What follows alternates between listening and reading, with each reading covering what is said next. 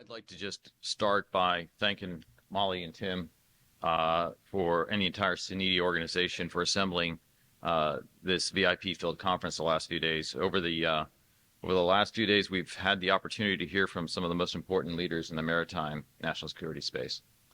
So, as Tim said, I'm Roy Capani. I'm the chairman and CEO of C Corp. We are a defense technology company proud to be headquartered here in Rhode Island for the past 42 years.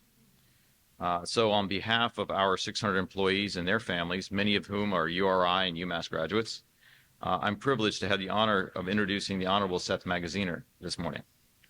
Congressman Magaziner is a former public school teacher who also served 8 years as Rhode Island's general treasurer. He's been a tireless advocate for advancing education, notably by spearheading initiatives to modernize and enhance schoolhouses across the state. He's also a leading proponent of clean energy programs at the Rhode Island Infrastructure Bank. The programs he supports have created thousands of skilled jobs while lowering costs for all Rhode Island energy consumers and ratepayers. Congressman Magaziner, we, the members of SENEDIA and the Rhode Island Blue Economy, thank you for your leadership and your commitments to education and industrial investment. Your support in Congress enables us to execute our mission to deliver innovative next-generation technology to strengthen our country, our military, and the economy here in New England. Everyone, please join me in welcoming the ranking congressman from the 2nd District of Rhode Island, the Honorable Seth Magaziner.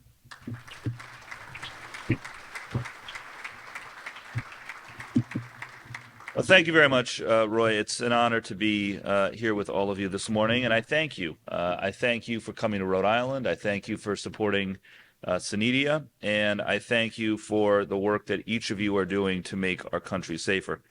I want to recognize the Mayor of Newport who is here. I see Mayor Zai. We go back a long way.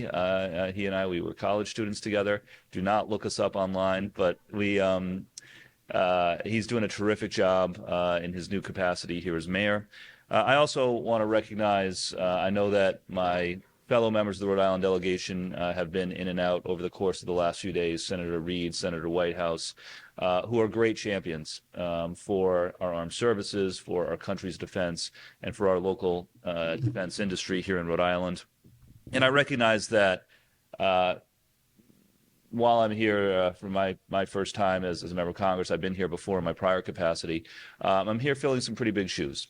Jim Langevin served Rhode Island in the House of Representatives with distinction for 22 years as a member of the Armed Services Committee and was a great supporter of this organization and of its members. And I will, as I promised Jim, endeavor to do my very best to uphold his legacy in being a representative in Congress who supports our defense industry and the important work that it does.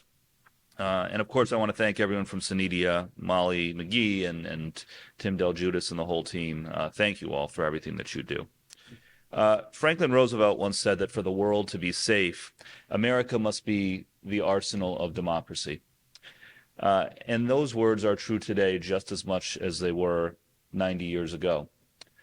We do live in a dangerous world, and the Russian invasion of Ukraine, instability across the Middle East, the rising threat of a more aggressive China has reminded the world that democracy and freedom and American ideals and our very security are not automatic, and they are not easy to maintain.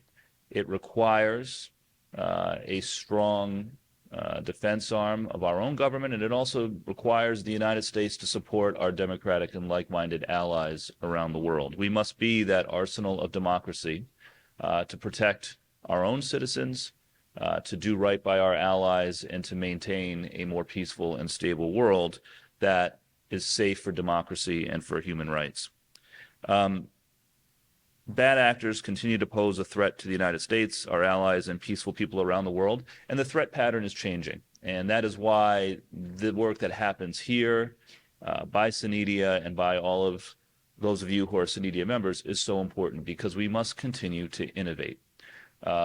We must continue to innovate to meet the evolving threat landscape, whether it is continuing to maintain American leadership in undersea capabilities, strengthening our capabilities in the cyber domain, in space, and continuing to re-engage with our allies around the world to advance intelligence gathering and sharing and maintaining our edge against those who would seek to do us harm.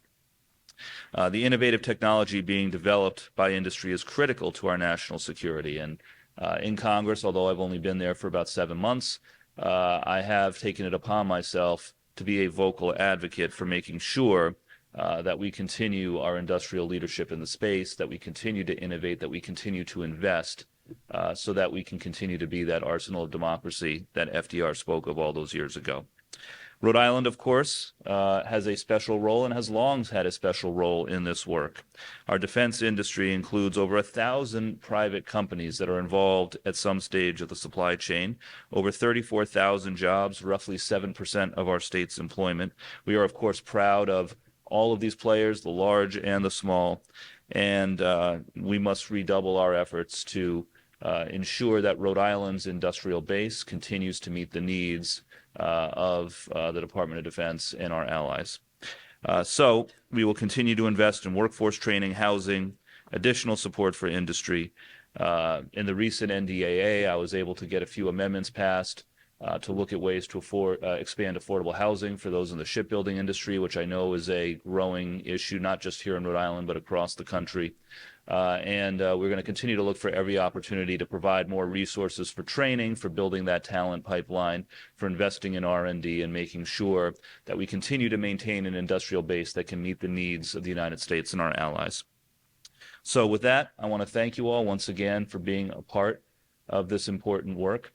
Each generation of Americans before us has taken up the mantle and has been successful in defending our country, maintaining our Constitution and our system of government, supporting our allies, and advancing the cause of democracy and freedom across the world. Now the responsibility falls to our generation, and it hasn't gotten any easier than it was all those years ago. But as I look around the room and I see people who are committed to doing the work of making America and our allies more secure, I am more optimistic than ever that our country and our way of life can endure yet for generations to come.